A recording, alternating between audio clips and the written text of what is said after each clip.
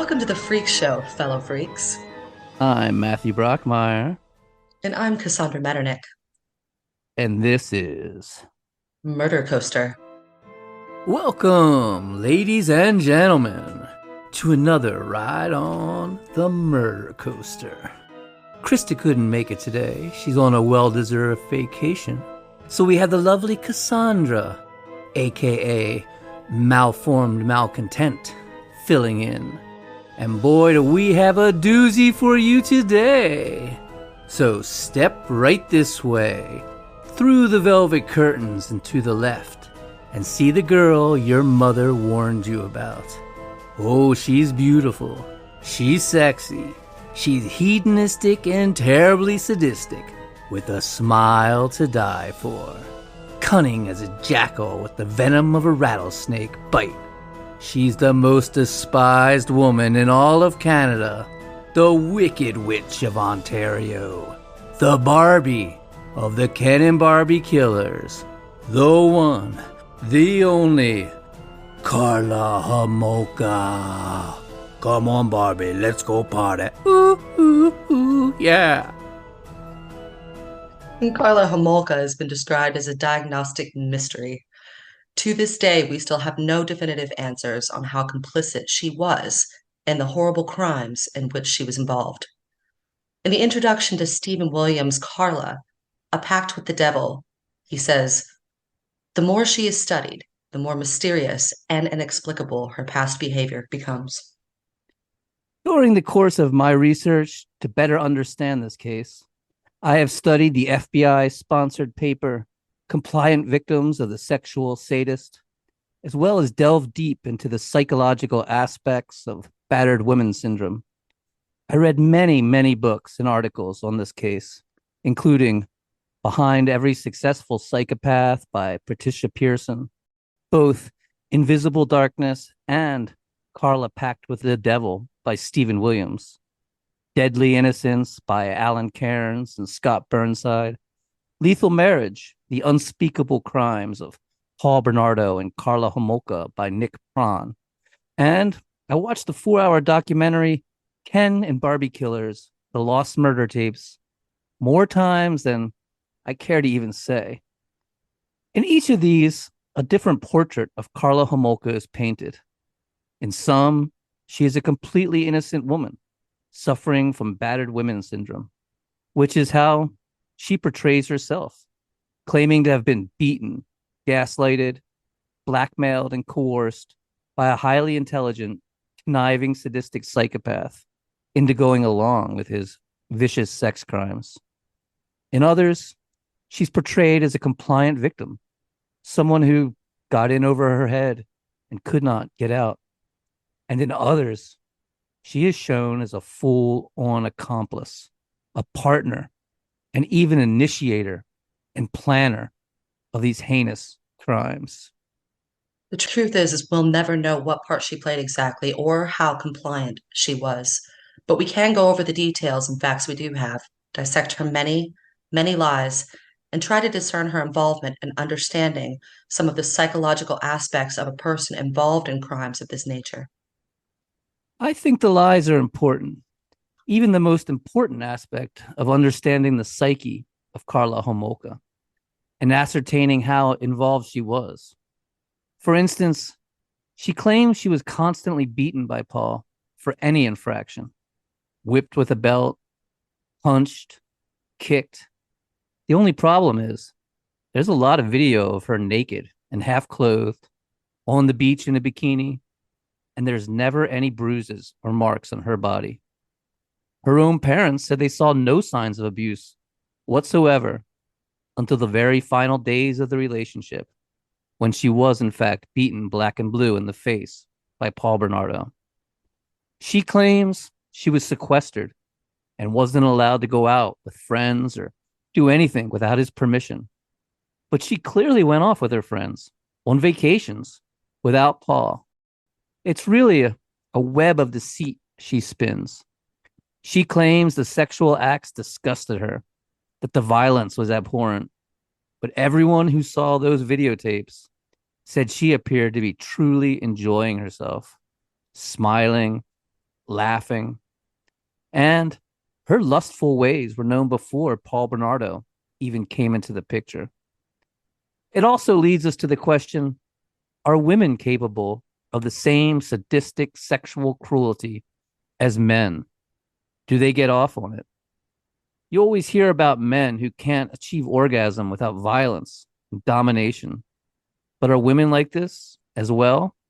As a rule, women don't usually kill and torture from a sadistic sexual need like your typical male serial killer.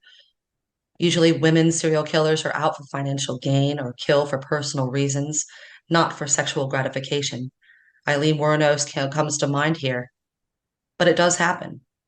Women who are sexually sadistic killers are rare, but they do exist, most often in conjunction with a partner. Look at Moore's killer, Myra Henley, or the famous Rosemary West. There's also Manson family's Susan Atkins, who often opined what a sexual thrill death and killing was, how a knife going in and out of a victim was like intercourse. There's Carol Bundy, one of the Sunset Strip killers, who joyfully engaged in necrophilia with her boyfriend, Douglas Clark. But most recently, we have Taylor Schabusiness, who is our best example yet. She importantly acted alone, strangling her boyfriend during intercourse, then using his corpse as a sexual plaything for hours before dismembering him, leaving his head in a bucket for his parents to find in their basement. So there are women who are sexually sadistic psychopathic killers, rare as they may be. So, the big question we're going to ask here today is how complicit was Karla Homolka in these infamous crimes? And could she, in fact, be the one who actually committed the murders of Leslie Mahaffy and Kristen French? Let's get into it by going very deep and start with Karla's father, who was born in Czechoslovakia. Because Czech culture is important to Karla's upbringing, as we'll see. Karla's father, Karel Homolka, was born January 25th, 1942, in what was then Czechoslovakia, to a large family where he was one of 7 sons and 3 daughters. In 1950, at the age of 7, he immigrated to Ontario, Canada with his parents Vaclav and Josefa Homolka and his many, many siblings. Interestingly, through all the many decades Karel lived in Canada, he never lost that Czech accent and never became very proficient in English, often speaking in grunts. Well, in Czech, a Homolka is a cone-shaped lump of cream cheese. So possibly the name origin is to cheesemakers, but also possibly it was originally a nickname for mild or soft person, or a nickname for someone with a cone-shaped head. So there's that. An interesting fact, Czechs consume more beer per capita than any other country in the world. And in the Czech Republic, beer is actually cheaper than water. Half a liter of beer costs just over $1 at most places. And I think this really helps explain why, much later, Karel wasn't so concerned about his 15-year-old daughter, Tammy, getting just completely shit-faced. And Karla was allowed to drink before she was even allowed to date, which is usually reversed in American and Canadian culture. But it's an alcohol culture that Karel comes from. The Czech brewing history can be traced back to the 6th century. They invented the Pilsner type lager, and the first Budweiser came from there and is still brewed there. Interesting. And Canada, where the Homolkas immigrated into in 1950 as the third largest Czech population after the United States and Germany. Between 1948 and 1952, over 10,000 Czech refugees immigrated to Canada, fleeing a lack of social and political freedom. This may have been part of why the Homolkas were so permissive and why Karla was given so much leeway and often didn't face consequences for her actions. They had literally fled authoritarianism for a more freedom-loving and permissive land. The Homolka family worked as itinerant farm laborers in eastern Canada, basically a nomadic life, going from farm to farm, mostly as tobacco leaf pickers. Apparently, they used to grow a shit ton of tobacco in Canada, which surprised me because I didn't think the climate was suited for it. They called it the Ontario Tobacco Belt. But since the 2000s, the government has actively discouraged farmers from growing the crop because, smoking's bad for you and all. But but because of their nomadic lifestyle as farm laborers, Carell never completed the sixth grade. And then his father, Vaclav, died of cancer in 1957 when Carell was only 14. In the early 60s, Carell would meet Dorothy Seeger in a trailer park in Mississauga, Ontario. Dorothy's father was in construction, and because her mother was very sick, Dorothy spent most of her adolescence taking care of the family as well as working. So being a hardworking homemaker was basically hardwired into her. She was working as a secretary at the Lakeshore Psychiatric Hospital when they met, and they would marry on December 11th, 1965. And 5 years later, Karla would be born on May 4th, 1970. A Taurus, which are considered hard-headed, down-to-earth, tenacious, reliable, loyal, and sensual, as well as materialistic, resistant to change, fanatical, indulgent, gluttonous, possessive, stubborn, and narrow-minded. Oh, it really kind of seems to describe her pretty well, honestly.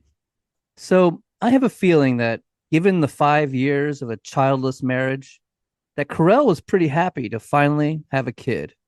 And that's why he named his first daughter after himself.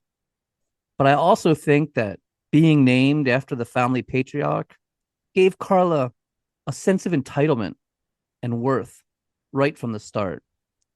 Carla was the special one. Carla was the princess. After Carla was born, Dorothy devotes herself to being a housewife and wouldn't work again for 12 years. Why Carell and his brothers are now making a living selling black velvet paintings of Elvis and various trinkets on the sidewalks in front of shopping malls. I used to have a black velvet picture of Velvet Elvis. I love that thing. And then on June 22nd, 1971, Lori was born, followed by Tammy Lynn on New Year's Day, 1975. Three tow-headed daughters. After moving all over Ontario, they settled into a trailer park in St. Catharines. As a child, Carla was severely asthmatic and frequently hospitalized. Whenever Carla became excited or frightened, she'd gasp for breath. Which must have been really scary for the young parents. And I can see them coddling Carla because of this. Right, especially being the firstborn and father's namesake. But other than that, she appeared perfect. She was extraordinarily beautiful. She talked early, walked early, and from the time she could walk and talk, she read. She'd remained a passionate reader her entire life, tearing through books. Her IQ was recorded at 131, which signifies a very superior intelligence and puts her at the highest 2% of the population. She's no dummy, that's for sure. Her teachers routinely described her as eager, enthusiastic, and a good student. She excelled in English and language arts, but didn't do nearly as well in math and science, which bored her. Seems like me and most of my friends, honestly. In 1978, the Homolkas moved into the house in St. Catharines they would long occupy throughout the crimes and long after the dark trials at 61 Dundonald Street in a new working class subdivision known as Meriton, directly behind the Victoria Lawn Cemetery. It was only 800 square feet, but felt much larger because it was split into 4 levels. There was a deck and an in-ground pool. The pool became a focal point of family life, and Carell was living the immigration dream, leaving oppression and poverty, and finding freedom in paradise. But there were signs of trouble in the suburban paradise.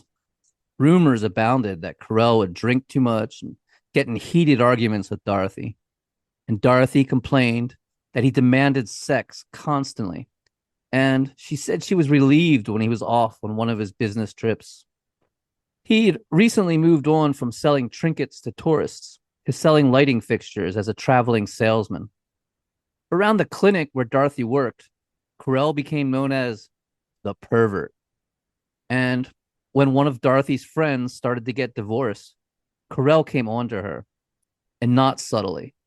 He started stalking her, hanging around her apartment building, once even getting inside and pounding on her door while screaming how much he loved her, but in his thick Czech accent, saying he was in loving with her and planned to leave Dorothy, but the affection was obviously not mutual.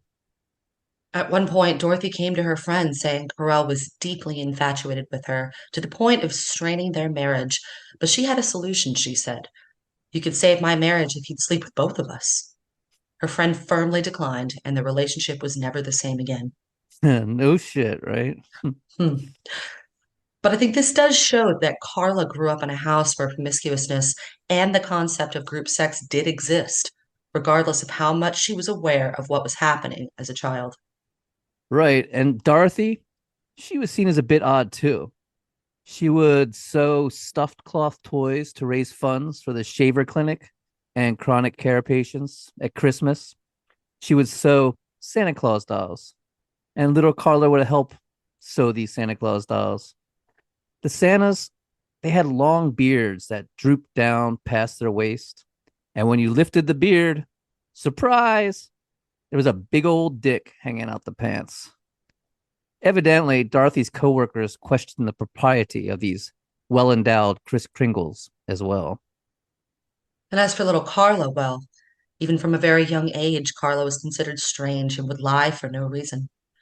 Her childhood best friend, who doesn't want her real name released, for good reason, describes her as an enigma of coldness and sudden warmth, who would tell strange lies for no reason, like that she had a dog when everyone knew she didn't. She talks about Carla being incredibly delicate and feminine as a child, giving off the air of a princess who was obsessed with Barbie and Ken dolls, Ken and Barbie, right from the beginning. right? She had over a dozen of them, and they and their accessories took up an entire wall of her room. Her friend, who is quite athletic and a bit of a tomboy, says Carla abhorred playing sports and wanted nothing to do with outdoor activities. She says Carla loved to curse and thrilled at saying foul words when they were alone, laughing hysterically. It was like a drug for her being bad. It gave her a rush.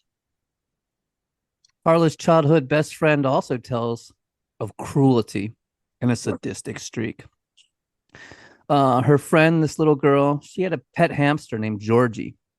And one day, when Carla was at her house, Carla tied little Georgie to a pillowcase, which she said would serve as a parachute before chucking the little creature out the second story window.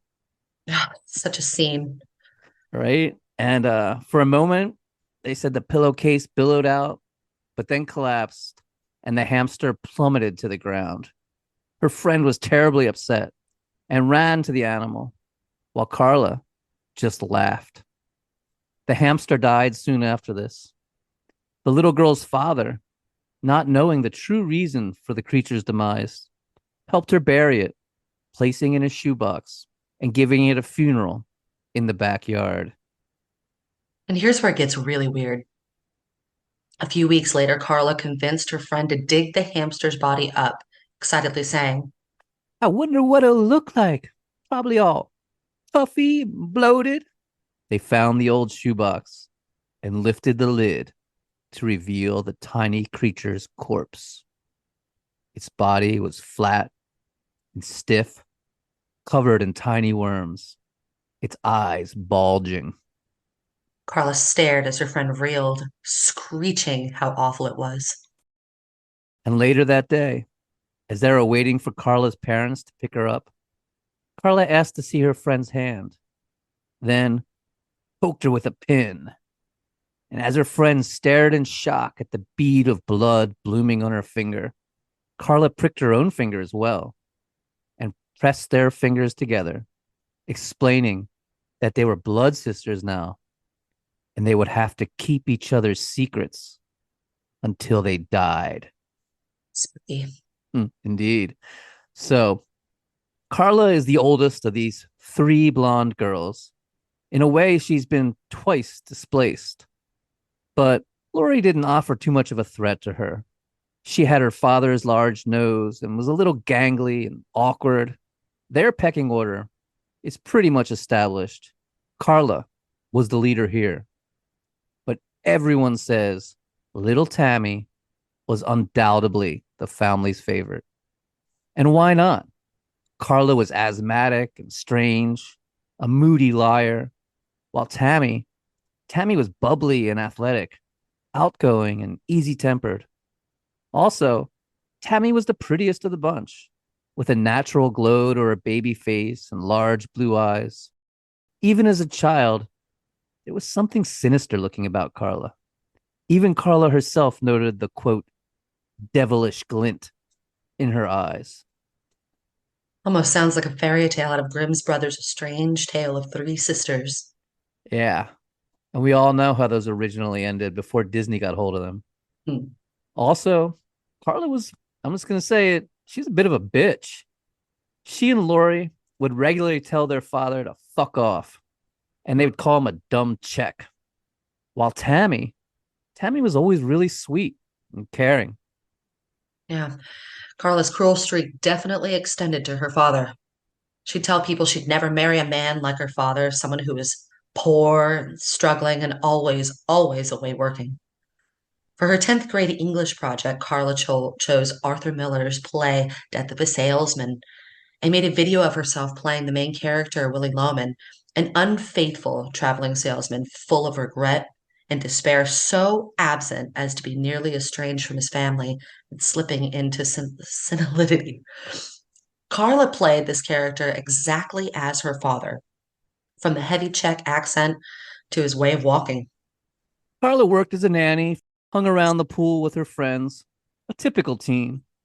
But in high school, her rebellious streak really started showing itself. She started getting into the occult and all kinds of spooky shit, playing with Ouija boards, lighting candles and incense, calling to the spirits. She became obsessed with this place called the Screaming Tunnels, which actually sounds cool as shit. It's Absolutely. right. It's this isolated train underpass. David Cronenberg used it as a location in the Dead Zone. Great film, by the way. Amazing director. Hmm. So the legend goes that a young girl had burned to death in the tunnel. And if you went down into that dark tunnel and lit a match, you could supposedly hear her anguished screams. Okay. That sounds like spooky fun, and I would absolutely do that. Right? It's on my bucket list. Karla would sit down there in the dark, lighting matches, saying she could hear the screams. She got herself a pair of handcuffs and would attach them to her denim jacket. She loved those handcuffs. They're going to feature prominently in the story as it unfolds. And she started dressing all in black. Oh, wearing black nail polish and black lipstick, dyeing her hair black with streaks of orange and purple. It's cool shit, really. But back in the 80s, this was not normal behavior, and it really did make you stand out.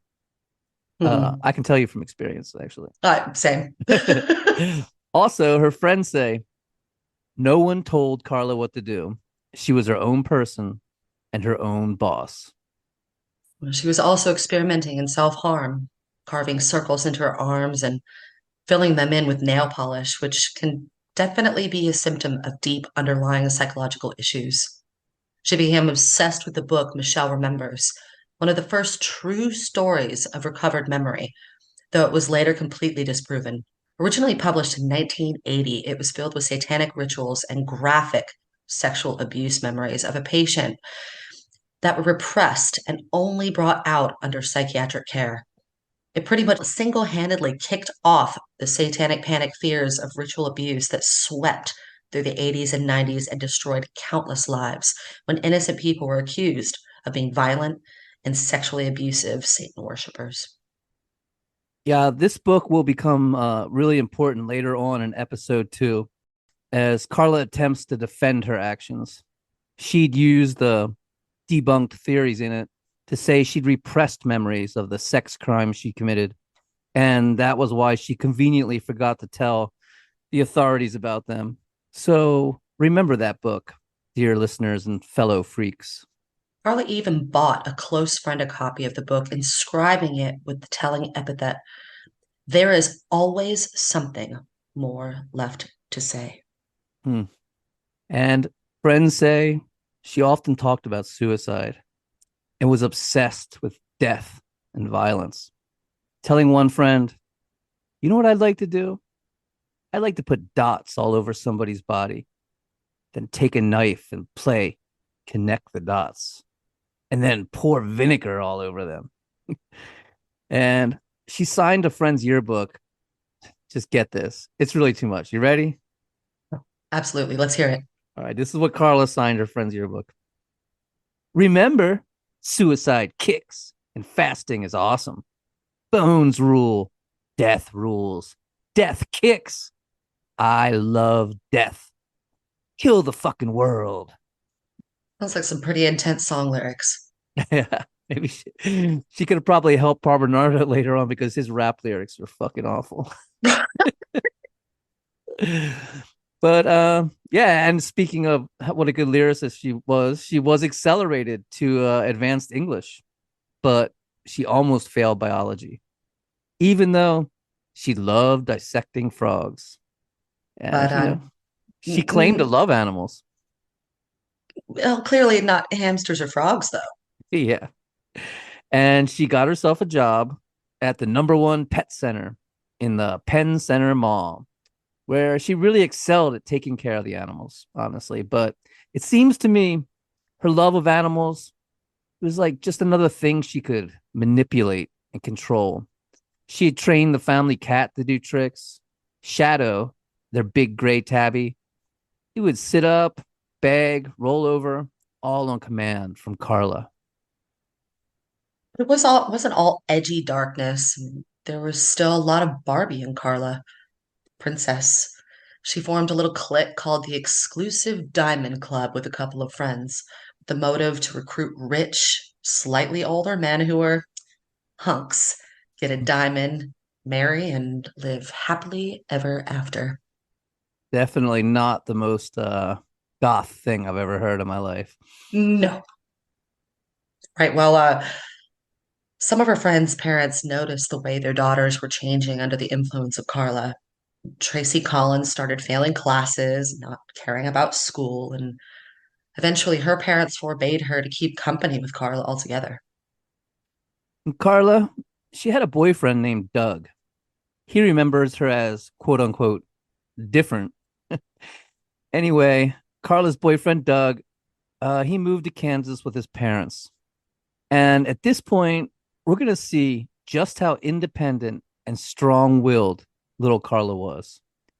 In absolute defiance of her parents, she goes and gets herself a plane ticket with money she'd saved from her job at the pet store in the mall and takes off to Kansas to see him. Which is like a really bold move for a 16-year-old high school girl. And it was during this trip that she lost her virginity. She'd come back and tell her friends tales of cocaine and orgies, saying he'd tied her up and gave her hard spankings. Hard spankings. This is all Mm. some wild shit for Kansas. Yeah, definitely wild for Kansas and evidently completely made up. She did lie a lot. Right? After being contacted by the police when the case broke, Doug said it was just normal sex, nothing unusual at all, very vanilla and tame. Yeah. So we see, deviant and sadistic sex. It was obviously already a part of her fantasy life. She's lying about it to her friends, bragging about it, trying to impress them. And this is long before Paul Bernardo came on the scene. No. Speak of the devil, and he will appear. Here comes the sickest and most deranged love story in Canadian history. Buckle up, folks, because here is where Karla Homolka meets Paul Bernardo. It's truly become an iconic moment in true crime history. In October 1987, because of her job at the pet store in the mall, Karla and her best friend, Debbie Purdy, were invited to the Hagen Show, which is a pet supply convention in Toronto. Karla, true wild child. After a cocktail party sponsored by the event, she and Debbie, who she called Dirty Purdy, had gone to a disco and picked up two older drunken men, taking them back to their room in the Howard Johnsons they were staying in. The men were belligerent and quarrelsome. A commotion broke out and woke up Karla's boss in the adjoining room. Her boss couldn't get the rowdy men to leave, and the district manager of the pet store was called up. And eventually, hotel security had to come and forcibly remove the drunken men. Their boss lectured the girls on the dangers of bringing strange men into their room, then went back to sleep. But Karla and Debbie weren't undaunted and went back out, now dressed in pajamas, and headed to the hotel restaurant. And it was here that Karla met the love of her life, the Ken to her Barbie, Paul Bernardo. The first time I met him, I knew I'd marry him. She'd later say, he puts women under a spell, you know. I fell in love that night.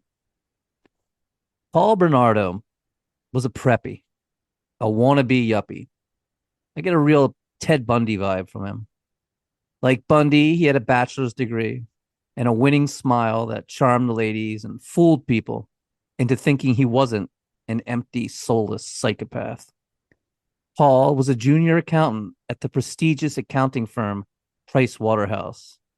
But like Ted Bundy in law school, Paul was never going to pass his state accounting test, for he too was consumed with too much hatred and rage towards women. And like Ted Bundy, Paul discovered he was illegitimate, and the man he'd grown up thinking of as his father was not his father at all. The man who Paul thought was his father most of his life was a known peeping Tom who was molesting his own daughter, an act he would eventually be convicted and serve time for. Like him, Paul went into accounting. And like him, Paul was a peeping Tom. And that term isn't as innocent as it sounds. They're not just taking a quick look in the window like some amusing cartoon character. These guys, they're furiously masturbating and usually having violent fantasies. It's really disturbing if you think about it. Someone staring in the window, looking at you masturbating, thinking violent thoughts. I I think we should come up with a new term because peeping Tom, it just sounds too damn cute and innocent. Hmm. I don't know. Autoerotic window stalker, voyeuristic public masturbator, future serial killer. How's that? Because That they all did it. Ted Bundy, he loved doing that. That's how he would stake out his victims. well, Paul was 23, 6 years older than the teenage Karla, but it's 6 foot with an athlete's physique, dreamy blue eyes, and feathered blonde hair. He was a genuine hunk, a complete and total Ken, and quite the ladies' man. Grown women literally fought over him. He was exactly what the exclusive Diamond Club chartership called for. But in many ways, he was the opposite of Karla, wearing polo shirts and white shorts to her black leggings and Doc Martens, his prep school haircut to her wild, multicolored locks. When they became a couple, he would tell her not to dye her hair anymore and told her to lose all the black clothing and makeup. And she became the Barbie to his Ken. She'd really come full circle in some ways. You know, it's funny that when they met, she was wearing pajamas, like she was waking up to a whole new beginning, Very interesting. And they were right? also compatible in a sexual way. In less than an hour after meeting, they were in Karla and Debbie's room, going at it hot and heavy, while Debbie and Paul's friend Van sat on the sofa uncomfortably watching. At one point, Paul began to overheat, and Karla retrieved a glass of ice water and poured it all over his back. In the morning, they took a shower together and exchanged phone numbers, and Paul inevitably promised to come and visit her. Oh, young love. Hmm. And and just the next weekend, he was doing just that. driving down from Scarborough to St. Catharines. And Karla was so excited, she threw a little party. But first, they went and saw John Carpenter's Prince of Darkness, Nice. I guess. I hate that they like all the stuff that I like, but I, whatever. he, then while her friends were partying in her parents' house, she took him to her downstairs bedroom, locked the door, and showed him her handcuffs. He was impressed with those handcuffs. He loved shit like that. She told him to handcuff her hands behind her back, got down on her knees, and told him to lift her skirt. And as Paul got behind her, he asked her what she would think if he started raping women, something that had been on his mind, a fantasy of his. She turned her head, cheek pressed to the floor, gazing up at him, and said, That would be cool. I know, right? Okay, okay, so they barely know each other. She's got him handcuffing her, and he tells her he wants to be a rapist. And she says, cool. Just fucking hell, man. What a beginning to this relationship. And Paul, well, Paul follows through with his plan. He goes out and starts raping women at knife point, lurking around bus stops and dragging them into the woods and suburban backyards, and ditches. He becomes known as the Scarborough Rapist. there's a misnomer out there that he already was the Scarborough rapist when they met, but that's simply not true. He didn't start raping until after they met, and she knew the whole time. And as we will well see, was even directly involved in some of the incidents. She's such an enigma. She seems like she's like both sadist and masochist. Like she's using her masochism as a form of sadism. Does that make sense? Like, Absolutely. yeah, like passive aggressiveness. Hmm. She would remark about being dominated by him was a thrill for her. She said, with the other guys, I could always do what I wanted, and that was boring. In all my previous relationships, I was in total control. I never cared what others thought. But Paul would try to dominate her, and she liked it. She craved it. She literally gave him the handcuffs to bind her with. Besides all the rape talk, bondage, and violent sex, they were also adorable little lovebirds. Oh, Carla would constantly be writing him sweet little love notes, expressing her affection. Some pretty fucking cheesy stuff like, to my prince love from your princess. To a little more risque talk like, roses are red, violets are blue. There's nothing more fun than a pervert like you. and again, this appears innocent, this note, but you got to remember he's already told her he's having rape fantasies and he's going to start acting them out in real life. So, like, at what point is she complicit? We'll see soon enough. Well, Karla was head over heels in love, and her parents loved him too. Dorothy was as enthralled as her daughter with this polite, slightly older, well to do, and educated young man with a good job. Paul became quickly a fixture in the home. It's a long drive back and forth from Scarborough to St. Catharines, so Carell and Dorothy started letting him sleep on the sofa in the basement, right outside Carla's door. And he, at that point, he basically moved in. For Christmas, Paul gives Carla a $300 dress, a gold necklace, and an expensive Gundy teddy bear she called Bunky. Bunky. I fucking Mm. hate that stupid teddy bear. Bunky will make a lot of appearances in this story all throughout and is also a sign, to me at least, of her enjoyment of all the mayhem. Later, she'd give Bunky to the victims to cuddle with right before they were about to be murdered. She claims she gave them Bunky to hold as a way of easing their suffering. And then later still, when she was under surveillance at a mental hospital, she would carry this stupid fucking teddy bear around and cradle it. Bunky. Right. They should have taken it away from her. It's a crime. It's crime scene evidence, is what it is. She's right? walking around cradling crime scene evidence high out of her mind. Totally. We'll get there. We'll get there. So what did Karla give Paul for Christmas? Well, it's a hand printed document reading. Upon presentation of this coupon, Karla Leanne Homolka will perform sick, perverted acts upon Paul Kenneth Bernardo. These acts may be chosen by the recipient of the coupon at any time. This coupon expires January 2nd, 1988. Love, Karla. Oh, I gotta be honest, that is kind of cute. But you know what's not cute though? What's that? That during the same exact time when Paul was out raping, he'd make his victims say, I'm a bitch. I'm a cunt. Merry Christmas. I love you. Merry Christmas. This is my present to you. I'm letting you do this to me because I hate my boyfriend. Yes, that's not cute. It's actually quite disturbing.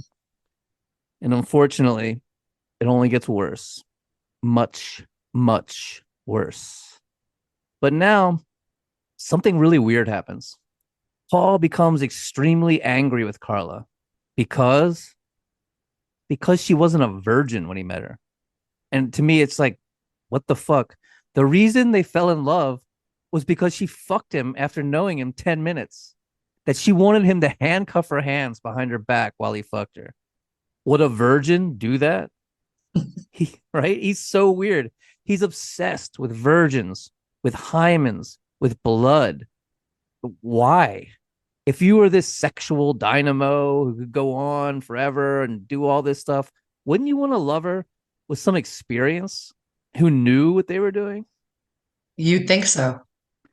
Well, they soon made up, but he'd made this precedent. Karla would never be good enough for him because she wasn't a virgin. He deserved a virgin. Paul was the king, and the king wanted virgins. But far from a virginal setting, their sex life was taking some really kinky turns. She had bought a studded dog collar and would wear it around during their lovemaking, and he would grip and pull it tight. She even had a card with a gift that read, Sticks and stones may break my bones, but whips and chains excite me. Only you know how much. then he encouraged her to name his penis. She called it, get this, Snuffles. Snuffles. I don't know. Whatever. And she she also gave him a note that read, I love it when Snuffles shoots in my mouth. Paul would take Polaroid pictures of her, grinning up at him through a gag, arms handcuffed above her head, legs spread. He also took Polaroid shots of Karla masturbating with a wine bottle, of him squeezing her nipples, close ups of her genitals. He rigged up a timer and got shots of them doing all kinds of sex acts, sodomy, oral copulation, virgin stuff. Karla applied to University of Toronto and York University and was accepted to both schools, but decided not to go because she and Paul were getting married. Oh, yay. There's no way this relationship can go wrong. No Right. way. They go to Karla's prom, which is on a boat. I don't know if that's a Canadian thing or what. And Paul goes and gets in a fist fight with a bunch of guys he accuses of flirting with Karla. And here again, we see Karla's intensity and her fighting spirit because she jumps right in and socks one of the guys with a closed fist, not a fish, a fist, although they were on a boat. Uh, sorry. She's not some blushing violet. But anyway, the cops get called, and this incident, it breaks the whole promo. Well, at least he didn't rape anyone. Yeah, at least there's that, right? And in September of 1989, Paul quits his job. He had a stack of credit cards he planned on maxing out. And then he just declared bankruptcy and start all over. Plus, there was all his side hustles like worm hunting and cigarette smuggling. Wait, wait. Worm hunting and cigarette smuggling. Yeah. Him and a buddy Oh, invested in a van and they hired a whole crew to gather and sell worms. You know how many worms a good worm picker can pick in a night? 10,000, so that's a lot of worms. right? And the worm picking, it was going great until a big storm came and the rain, it ruined it for them all. But The the cigarette, cigarettes? no, the worms, because you can't pick worms in the rain. So they just sit in McDonald's and look at the rain outside. Oh gosh. Yeah, in their shitty van. Uh, and the cigarette business, that was a good one. It was a double your money venture. So at the time, Canada was taxing the shit out of cigarettes as part of a health initiative. So Paul and his buddies would go across the border into the United States and buy cartons of cigarettes at tobacco shops that were they were all conveniently located right over the border too. And then they'd smuggle them back, putting them into like the panels of his car and shit. And they'd sell them to these bikers they knew for twice as much as they bought them for. He was making like $1,000 a week, which isn't bad for the 80s, you know, it's pretty good with his buddies, the Smirnis brothers. And the Smirnis brothers, they were childhood neighbors of his, these Greek boys with a criminal streak. Van Smirnis, he'd been there the night that Paul met Karla, and he would be the best man at Paul's wedding. Paul had all kinds of schemes. He was going to buy motivational speech tapes, re record them word for word with his voice, and sell them. He was even going to be a rap star. His hero was Vanilla Ice. Yeah. I will get into it in episode 2. We'll talk about some of the lyrics. It's some good stuff. It's not good. No. Working was for suckers, Paul thought, and it took away from his rape time because unfortunately, Paul was really busy raping. Yes, he was. From 1987 to 1990, Paul Bernardo would attack a minimum of 16 times, becoming known as the Scarborough Rapist, grabbing young girls and women at knife point and dragging them into backyards and forests where he'd assault them, sometimes for hours. He'd put the suburban city through a reign of terror. What's most chilling? He wasn't always working alone. Yeah, it would appear Karla was present and involved in at least a few of these rapes.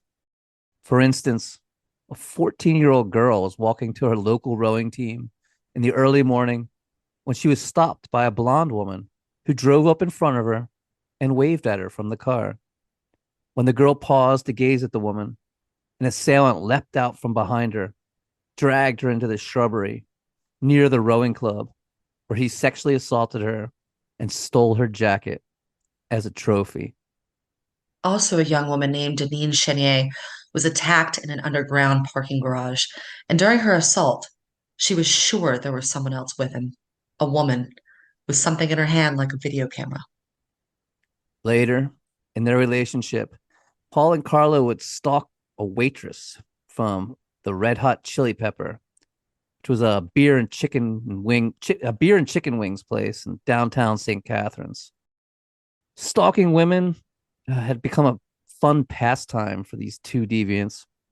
They followed this waitress home, casing out her house. One night, as Karla waited in the car, Paul crept up to the woman's window with his video camera and filmed her as she rubbed lotion over her naked body. He became so incredibly excited, he couldn't keep the camera steady. And he ran back to the car, jumped in, and began to masturbate furiously. Karla, not thinking this was some kind of red flag, she actually thought it was fucking hilarious and just laughed and laughed and laughed. Whether it was boldness or stupidity, I don't know, but Paul never wore a mask during these attacks, and he would repeat the same phrases over and over and over to each and every victim, insisting they tell him they love him, leaving behind copious amounts of DNA. Just pretty smart. Right. He's not the genius. Karla's Mm-mm. definitely the smart one in the relationship, if you look at it. So on May 29th, 1990, you know, like you say, Paul never wore a mask. A computer generated drawing of the Scarborough rapist was released. And this drawing looked exactly like Paul. I mean exactly. The victim just got it perfect. It's fucking uncanny. It's almost looks like a photograph of him. We'll post it up on Instagram. And there was $150,000 reward.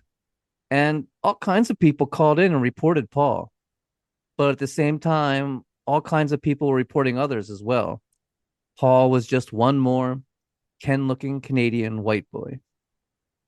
But there was enough suspicion that Paul was called in for an interview at one point.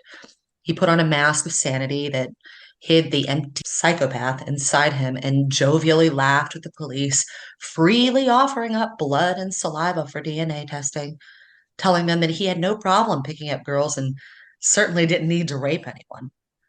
They found him completely believable and not suspicious in the least. Master manipulator. Yep. But they had his DNA. Too bad it would be years before anything came of it.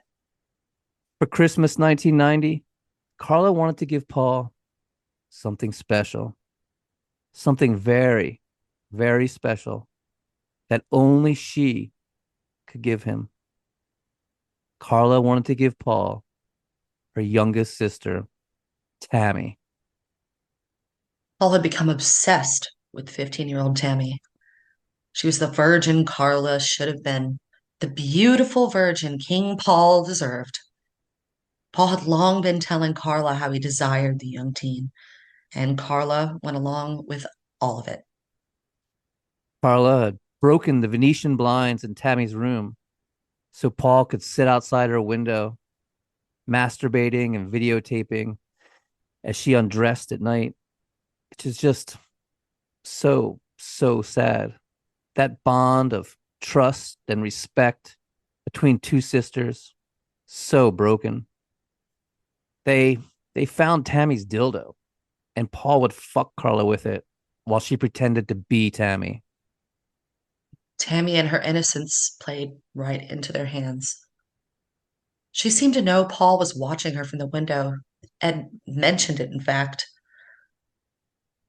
Once a friend sleeping over had seen Paul filming them sleeping from the doorway of Tammy's bedroom, and the next day they laughed about it, exclaiming, he must have been drunk. Hmm. Just how much Tammy knew is unknown, but she did flirt with him. Tammy would ask Paul who was better looking, her or Karla, and Paul would always say, "You are Tammy," which could not have sat well with Princess Karla. Mm. Paul and Tammy, they had this game where they'd play fight.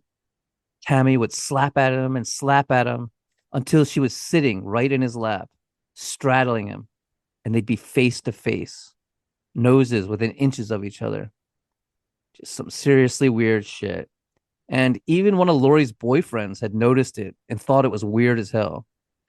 Sometimes Paul would, noticing that people were thinking it was weird, he'd push her away and say, "What are you doing? People can get arrested for that. There's a rapist in Scarborough the cops are after." One day, Paul and Tammy had to run to the store for a quick errand and were gone for over 6 hours. Karla was irate. Paul straight up told her he and Tammy had been making out. Yeah. It all begs the question, how jealous was Karla? Had she grown to envy and even hate her youngest sister? The sister her parents loved the most? The athletic and outgoing, bubbly sister, fresh faced and sweet. The sister that her own boyfriend said was the better looking of the two. It's like the evil queen in Snow White asking her magic mirror who's the fairest of them all. Right? Right? One thing that's often glossed over in this case is the fact that Christmas was not the first time Paul had sex with Tammy. He'd take her virginity much, much earlier in July when Karla fed her Valium laced spaghetti and alcohol. Tammy stumbled into her room, passed out on her bed, and Karla watched from the doorway while Paul stood over her masturbating. He then mounted her, but she stirred from her drug induced slumber and he was forced to stop. What's really weird is it said she woke up 1 minute after the incident. It makes me wonder, did she know? I mean, how could she not? It wouldn't have been the first time she woke to find Paul either in her room or staring at her from the window with broken blinds or even lurking in her doorway, filming her with his video camera. And we just have to stop and take a minute and think about this real quick. Karla is the oldest daughter. And you can see from the video footage that in many ways, she's running the show, bossing her family around, insisting they play along with Paul's stupid, extreme close up game from Wayne's World. She's calling her father a dumb check, telling him to fuck off. She's got her now 26-year-old boyfriend moved in. She's getting hammered, getting her sister hammered, just running rampant over this house, breaking the window blinds in her sister's bedroom, drugging people. It's the fuck. Is it the freedom that Carell's family was searching for when they left Czechoslovakia that allowed this crazy permissiveness in Karla? At one point, Paul goes downstairs and is filming Carell laying on the sofa in nothing but a towel. I mean, it's so awkward, both disrespectful and weird. Why is this man laying around basically naked anyway, with nothing but a small towel wrapped around his waist? Yeah. Of course, that was probably normal to Paul. His own father, well, the father that actually turned out wasn't really his father, but he thought was his father, had been molesting Paul's sister and jerking off in the neighbors' bushes while looking in their windows. And Tammy, she was well aware they were drugging both her and her friends, commenting and seeing bits of white powder in the drinks Paul served them. It got to the point where Tammy's friends would either accept drinks from Paul or they dump them out. In fact, on the night she was murdered, Tammy says clearly and loudly, "These guys are trying to poison me." And no one batted an eye. No one said a word. What the fuck, man? Hmm. Also, that night, she looks up at Paul as he's videotaping her. She says she sees two video cameras. That's how plastered she was. She's like seeing double. So, all right, let's just get into it. Here we go. The videotaped rape and death of Tammy Lynn Homolka on Christmas Eve, 1990. And warning, folks, the show starts to get a little graphic at this point, and I just want to make a disclaimer.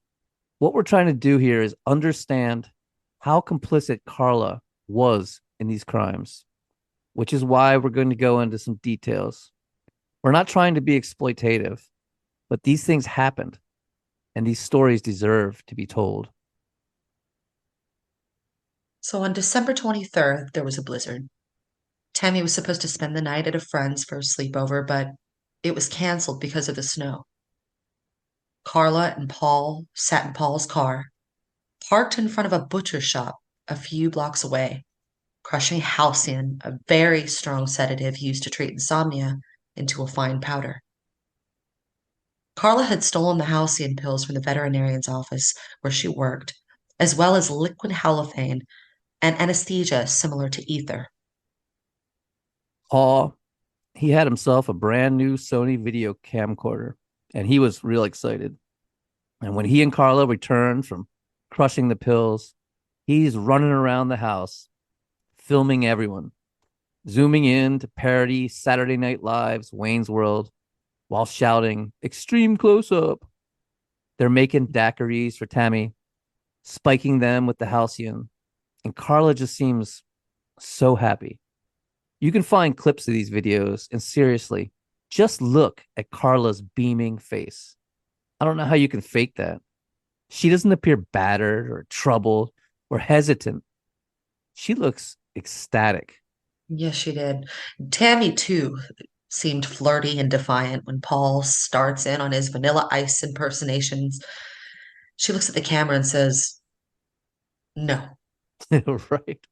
Good for her. It's fucking Right. awful. I hate that shit. Absolutely. They'd given Tammy 10 5 milligram halcyon pills, but she was still pretty awake at that point. And, she probably had a tolerance to them. So Paul made her a rusty nail, which is scotch and drambuie. And that's when Tammy famously says in front of the whole room, "These guys are trying to poison me." and no one bats an eye. Oddly enough, the only person who seems to notice or care how Paul and Karla are shoveling drinks down Tammy's throat is the middle sister, Lori, who tells them to stop. But nobody pays any attention to her and goes off into her room. No one pays any attention to the middle sister. It's like the Brady Bunch, only instead of Marcia, Marcia, Marcia, it's Karla, Karla, Karla. Eventually, the parents retire to their bedroom, and Paul, Karla, and Tammy descend into the basement to watch a movie, Lisa and the Devil. Which is actually a really cool, weird old horror movie. Yeah, it is. I hate the way these creeps love horror movies and read Bret Easton Ellis. Well, finally, Tammy passes out, and Paul and Karla immediately get to work. They push her shirt up, slip off her sweatpants and panties. She's got her period, and there's a sanitary napkin. So in this video, Karla is not enjoying the sex acts like she does in other videos. She seems stressed, and you can see she's mostly doing this to please Paul. I mean, it is a Christmas present that she's giving him after all. But still, it doesn't seem to concern her that they're raping her own sister. I mean, she's shoving a rag covered in halothane right in the poor girl's face. She seems mostly preoccupied with getting caught, repeatedly telling him to hurry up. She demands he put a condom on, which he does not do. Apparently, they discussed this, and she was afraid of her sister getting pregnant. But finally, she acquiesces and says, fucking do it. Just do it. So that's permission she's giving him. And he's not saying, shut up, I'll do what I want, backhanding her or something. No, she's dictating the rules and finally acquiescing. The whole thing is mind-blowing and disgusting. Totally, totally. And Paul's raping Tammy and telling Karla to suck on her sister's breasts, which she does. Paul says, yeah, you love me. Karla shoots back at him, quiet. And it makes me wonder, is that the kind of response you hear from a battered woman? In the next shot, Karla's performing cunnilingus on her sister. Now, a big question is what happened when the camera was off. Did Paul threaten Karla to make her go down on her own menstruating sister? Unfortunately, we just don't know. Regardless, Karla is not happy. She's even whimpering a little bit, telling Paul it tastes disgusting when he tells her to lick the blood off her fingers. She doesn't have that mischievous glint in her eyes or that devilish grin. She's not pretending to like it, which makes me think that in the other videos, she truly was enjoying herself. I mean, she's not shy about letting Paul know when she doesn't like something. As Paul begins to sodomize Tammy, she shudders and vomits, and then stops breathing. Paul and Karla panic. For some reason, they drag Tammy into Karla's room. I'm not sure why. The cops question it too. Both Paul and Karla said it was for better light. People conjecture that they thought it was more private in Karla's room. So if someone came down, they wouldn't see her, which doesn't really make sense to me. I mean, at this point, it's a full on scene. They're doing CPR. It's nuts. And if Mhm. anyone came down, they're going to be aware that something crazy is going on. They get her clothes back on. Paul starts performing CPR while Karla calls 911. While waiting for the paramedics, they hide the bottle of halothane in the laundry room and stash the video camera. The ambulance eventually makes it, though it was hampered by the blizzard. The lights and sirens and commotion wake up Carell, Dorothy, and Lori, and they all come stumbling down from their bedrooms, completely confused. Oh, what a scene, man. Tammy's loaded up in the ambulance, hauled off to the hospital. Pharrell and Dorothy follow, leaving Paul, Karla, and Lori in the house with the police, who are rightfully very suspicious. Because of the big burn on Tammy's face from the halothane soaked rag, the cops think they might have been freebasing cocaine. Because at that point of time, it was thought that freebasing cocaine could cause you to catch on fire. This is all because iconic comedian Richard Pryor claimed that happened to him which actually wasn't what happened to him at all, just an excuse he made. He actually set himself on fire. But at that time, it was a misconception the cops had. Then the cop receives the call. Tammy was pronounced dead on arrival. Lori freaks out and runs up the stairs, the cop following her to see if she's all right. And when he gets back downstairs to talk to Karla and Paul, they find Karla in the laundry room putting the vomit stained blanket Tammy had been laying on in the washing machine. Karla's cold. She's calculating, more so than Paul, who just starts hitting himself in the head, screaming. And I'm just going to throw this out there because who knows if these monsters are even capable of love. But it seems like Paul really loved Tammy, more so even than Karla. He showed genuine remorse. He'd talk about it constantly in the years to come, telling strangers that Tammy was actually his own sister. The cops stop Karla just before she dunks the blanket into the water filled washing machine. Eventually, a senior detective shows up and he hauls Paul and Karla to the station for questioning. After both Paul and Karla give separate statements, Paul angrily declares that if they weren't going to arrest them, then they couldn't hold them and they were leaving. I don't know. It's really suspicious to me that Paul's like acting so defensive. Like, if you're not going to Mm-hmm. arrest me, like if you're innocent, why would you even think that? But anyway. Well, maybe he was a little smarter than he acted, or we think he is, and he actually understood his constitutional rights. Who knows? Go, Ken. But nobody, nobody believed that the burn on Tammy's face was from being dragged across the rug, as Karla and Paul said. And the coroner and police both came to the conclusion it was stomach acids from her vomit that caused it. Somehow, her autopsy showed no drugs in her system and very little alcohol. Later rumors would start that the coroner was drunk, and more than likely because it was the holidays. Right. Henry from last podcast on the left, he does some hilarious impressions of a drunken Canadian coroner examining Tammy. That guy's funny. But anyway, this is not funny. It is what it is. I don't know. It's Dorothy. Dorothy asked Lynn to go with her and Carell and help them pick out a casket. And then Carell, he asked Karla to go with them as well. But Karla told her father to fuck off. And just again, it goes to show how independent and bold Karla is. She just killed her own sister after raping her.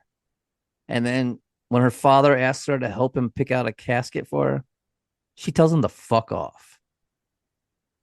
And the funeral was utterly bizarre. It was an open coffin, and Karla and Paul would not stop fiddling with the corpse, playing with Tammy's hair and straightening out her clothes. Yeah, Paul never left the side of the coffin, just kept stroking her, saying she was an angel, saying how beautiful she was, despite the fact that even with all the makeup, that red burn was very clear and visible. Paul put a ring in the casket with her, a Walkman, and both Karla and Paul put these bizarre letters in there. It was all the more unsettling because Dorothy and Carell didn't cry or show any emotion at all throughout the 3 hour ordeal, while Paul was the most visibly upset person there, groaning and hitting himself in the head. So after the funeral, everyone grieves in their own way. Carell and Dorothy take off for an annual vacation, just trying to get away from the house, which makes sense. And Lori, too, she leaves, goes and visits her grandparents in Mississauga. So it's just Paul and Karla at the house alone. And how do you think these two lovebirds cope with this awful, terrible tragedy? Well, Paul goes out and abducts a girl at knife point, blindfolds her, and brings her back to the Homolka house, where Karla watches as he rapes her. Then Paul takes her out to a deserted road near Lake Gibson and abandons her. They affectionately call her January Girl. Ugh, isn't that sweet? Mm-mm.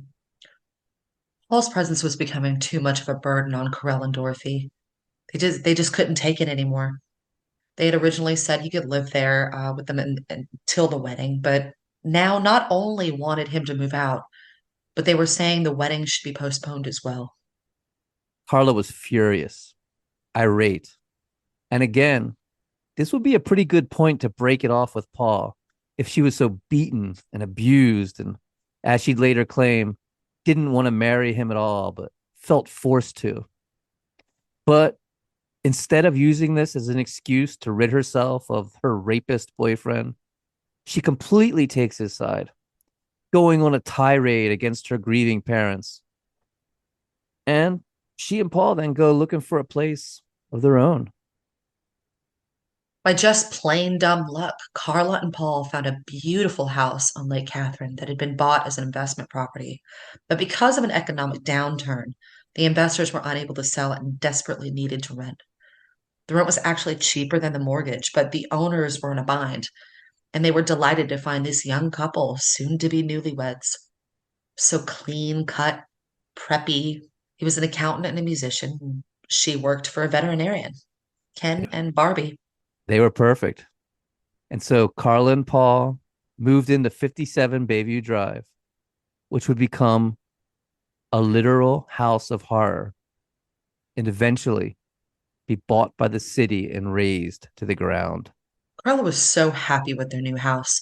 They'd they'd really shown her parents who was boss now, and they had a house even nicer than theirs. With their wedding coming up, Carla needed to find the perfect wedding present for Paul, a gift like no other. She knew just what to get him, a virgin to rape. And she knew just who, her old friend Jane, These guys and their presents. right? But here's the thing. Karla claims Paul insisted she give her Tammy. She says he beat her and forced her to give him her sister. But Paul had never met Jane before. Paul didn't even know this girl existed. This entire thing is 100% Karla. Jane Doe, obviously a pseudonym, was 12 years old when she met Carla at the number one pet center, excitedly coming into the shop, exclaiming over a terrier puppy named Toto in the window. Carla let her play with the dog and let her do her odd jobs around the store, and Jane became a bit of a fixture at the pet store, a bubbly blonde who adored animals and looked a lot like Tammy. Jane hadn't heard from or seen Karla in over 3 years when Karla called her up out of the blue. Jane was an only child, and her parents had gotten divorced, so she craved attention from older people. Karla was the big sister she'd never had. So when Carla invited her over to see her new house, watch some movies, and most importantly, meet her new puppy buddy, she was ecstatic. Karla tells her they're going to have a pajama party. They have dinner, watch the Demi Moore movie Ghost. Then Karla starts serving the 15-year-old alcoholic drinks, spiked with ground up halcyon. And when the girl is passed out, she poses her, pulling her sweatshirt up so her breasts are exposed. Then calls Paul and tells him she's got a surprise for him, a wedding present, and to get right home. Paul was obviously very pleased. The young girl was developed beyond her 15 years, but Carla was quick to point out that while Jane may have had larger breasts, Carla's were much more shapely and beautiful. It's really hard to see Karla as any kind of victim, especially as she goes and pours halothane on a rag and holds it over the unconscious girl's face, doing the same exact routine that had killed her own sister. And who was the concerned one here? Who was worried that this might harm the girl? Paul. It's Paul who's demanding she be careful. Karla, she could give a shit. Well, Paul gets his video camera and begins recording. The video opens with a close up of Paul lubricating the unconscious girl, then pulls back to reveal Karla holding a cloth to the girl's face. Then there's a jump shot to Karla with her head between the girl's legs, licking. She turns to the camera, smiles, smacks her lips, and wags her tongue seductively before doing that god awful, stupid, extreme close up thing. Ugh. Ugh. In the next shot, Paul is preparing to penetrate her, and just as Paul had wanted, she was a virgin. And Paul remarks about her hymen, "I'll have to bust it." Afterwards, he triumphantly turns her on her side to focus the camera on the bloody blanket. Oh, fucking hell, man. Mm. Karla then sits on the girl's face, which is one of her signature moves that she enjoyed. There's other tapes of her doing the same exact thing with other women, including a sex worker they would later pick up in Atlantic City.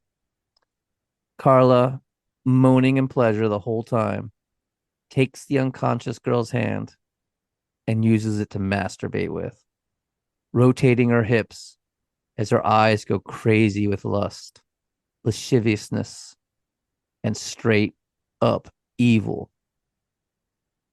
When they're done abusing her, they tuck Jane into bed and she wakes up the next day apparently none the wiser. They have breakfast and drive her home. Ugh. So on June 15th, 1991, in the early morning hours, Paul Bernardo was creeping around Burlington, looking for license plates to steal and use for his cigarette smuggling operation. Cigarette smuggling had become such a problem that it was routine for law enforcement to photograph the license plates at the tobacco shops and forward the information to Border Patrol. So Paul, he'd switch up license plates during his runs. As Paul is creeping around the neighborhood, he literally runs into 14-year-old Leslie Mahaffy. Leslie had a rebellious streak. She'd been in trouble a few times, running away, drinking, smoking weed. She'd been busted for shoplifting, the doors tape waiting for the sun. All right. We don't condone thievery here at Murder Coaster, making that clear.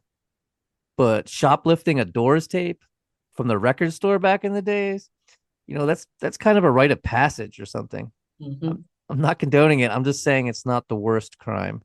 Now you could just listen to it on YouTube, but back then you'd have to pay 10, $15 for one of those tapes, which it's a lot.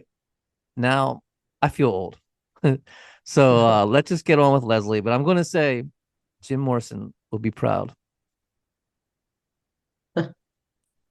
Some fellow classmates had died a few days earlier in a tragic car accident, and she spent the day first at a funeral and then at a makeshift memorial that was really just a teen party. Her mother, trying that tough love thing that was so popular at the time, had given her a strict curfew of 11 o'clock, and when Leslie didn't arrive on time, she'd locked all the doors. So Leslie was sitting outside her house with nowhere to go, locked out, when Paul came slinking up. Leslie asked him what he was doing, and he told her he was casing houses to rob. And supposedly, Leslie thought that was cool, which, come on, Leslie, red flag. But teenagers, they don't have the best instinct. So Leslie asked Paul if he has a cigarette, which of course he does. I mean, he smuggled them for a living. He led her to his car, gave her a smoke, and asked her name. She told him and asked for his. He said that wouldn't be necessary and pulled a knife on her. After draping a red sweater over her head, Paul excitedly took off for home, not believing his good luck. He arrived home at 3 a.m. and immediately woke up Karla, telling her he had a girl in the house with him. Karla went downstairs to get a look at Paul's new plaything. He had her kneeling on the living room floor, topless, the red sweater covering her head as a blindfold. Karla yawned and just went back upstairs and fell right back to sleep. There's not only callousness there, but casualness. It's all become so commonplace and normal at this point. right? Paul then films her peeing, urolagnia or sexual arousal from urine being one of his many paraphilias. Urolagnia is technically considered a deviant sexual interest as it falls outside the realm of typical sexual behavior. However, it's important to note that having a deviant sexual interest does not necessarily indicate any inherent harm or criminal behavior. It is only considered problematic if it involves non consenting individuals, causes distress, or interferes with a person's ability to lead a normal life, which I think are all evident here and on a massive scale.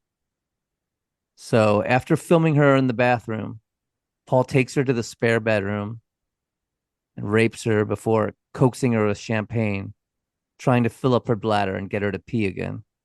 In the morning, when Karla came downstairs, she was so irate to see Paul had used their fancy crystal champagne flutes.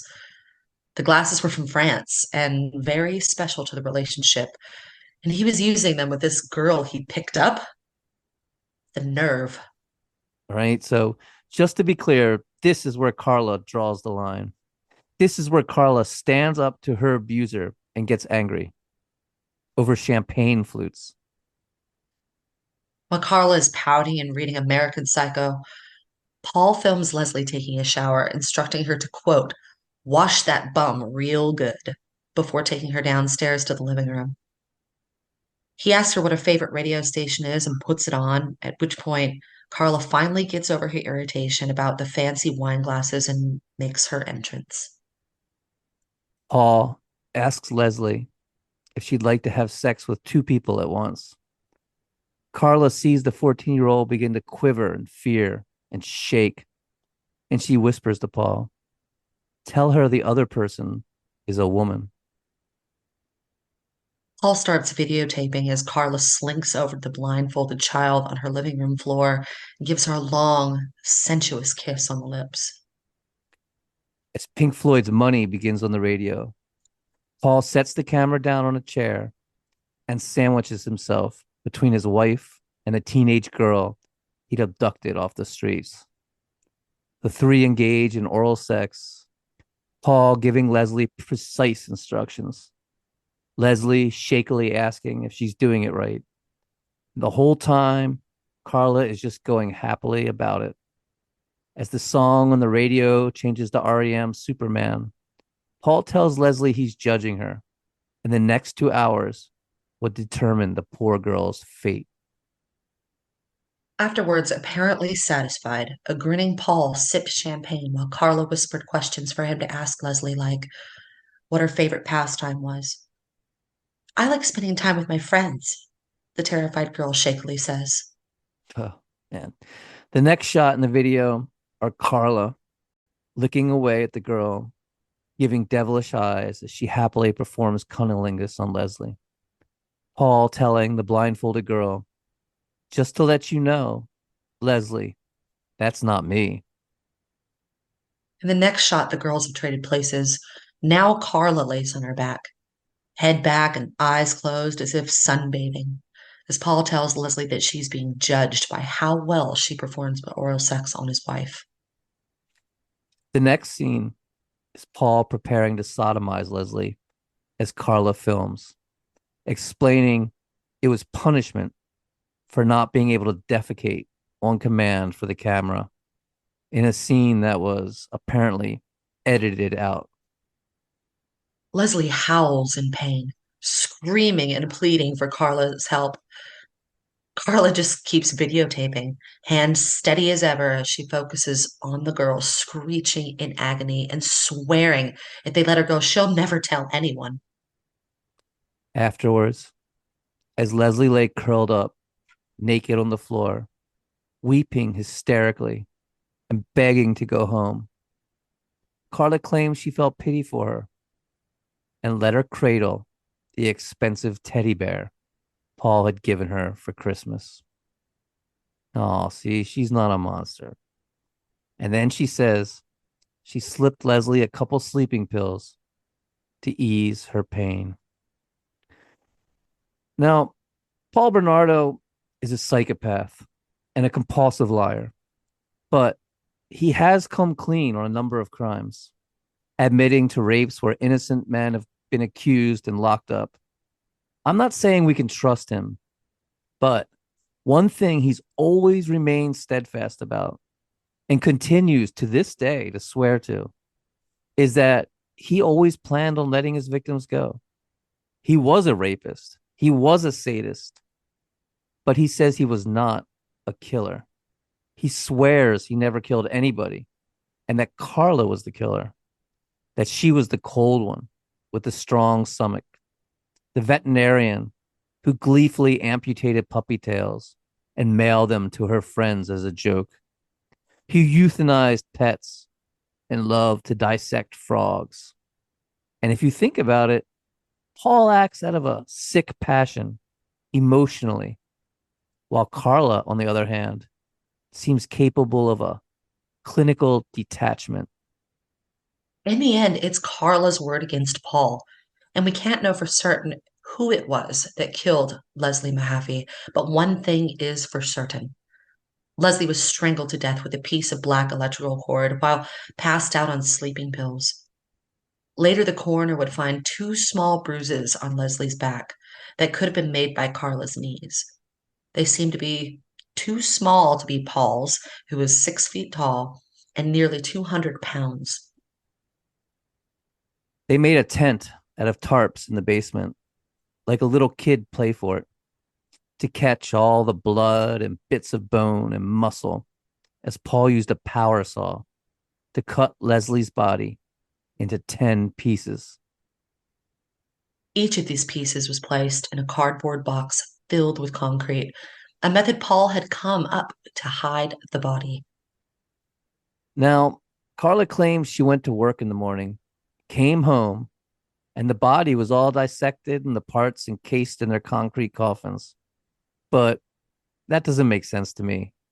I just can't see Paul being able to prepare the basement, including covering all the windows, building the tent, buying and mixing the concrete, and then setting all the parts in them in just 8 hours. Paul claims the tent was all Karla's idea, which, let's face it, makes sense. He honestly seems too dumb to come up with such an idea that, by the way, worked perfectly. Unlike the concrete idea, which would fail miserably and was all Paul's idea. Karla is the smart one in this relationship, no doubt. Paul claims they worked together as a team, dismembering the body. He cutting it up into pieces, and Karla carefully washing each body part before slipping them into the concrete filled boxes. The block with the torso was already leaking fluids and beginning to fall apart before they even got it out of the house. The two of them took the concrete blocks to Lake Gibson, a romantic place they frequented as fresh young lovers, and dumped them into the water, apparently not realizing that this was a man-managed body of water used to feed the Ontario hydropower generating station, and the lake regularly dropped 3 feet in depth during peak power usage times. Because of this, 2 weeks later, fishermen would discover the concrete blocks, which had already cracked open, revealing their grisly insides to the incredulous anglers who couldn't comprehend what they were seeing and would be scarred by the image for the rest of their lives. And they would not be the only ones terribly scarred for the rest of their lives over the deeds of Paul and Karla. And that's where we're going to end it today, folks. So be sure to tune in next week for part 2, because I hear wedding bells. Everyone loves a wedding. What a case, huh? Oh man, absolutely. Whew, okay. So, hey, dear listeners, fellow freaks, we want to hear from you. Got a case you think we should cover? Did we get something wrong? You just want to say hi? Send us an email at murdercoasterpodcast@gmail.com. That's murdercoasterpodcast@gmail.com. Thanks so much for listening, and we'll catch you next week. Bye.